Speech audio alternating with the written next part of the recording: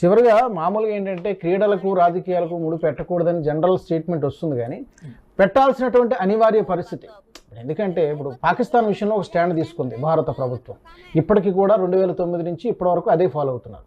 బంగ్లాదేశ్తో కూడా ఈరోజు అలాంటి పరిస్థితి ఉంది కాబట్టి తీసుకోవడంలో తప్పేమీ లేదు. ఒక సగటు భారతీయుడు అదే ఫీల్ అవుతాడు.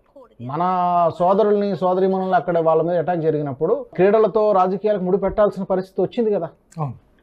ఇక్కడ ఎట్లా ఉంటుందండి పరిస్థితి? Bharatiya Janata party పడదనుకోండి, suppose Bharatiya Janata party అధికారంలో ఉంది కేంద్రంలో, అది పడదు. ఆ కేంద్రం ఇచ్చేటటువంటి పథకాలన్నీ కావాలి, కేంద్రం ఇచ్చే పథకాలన్నీ రావాలి, వాటికి అప్లై చేసుకోవాలి, ఆ బెనిఫిట్స్ అన్ని పొందాలి. కానీ ఆ గవర్నమెంట్ మాత్రం ఉండకూడదు.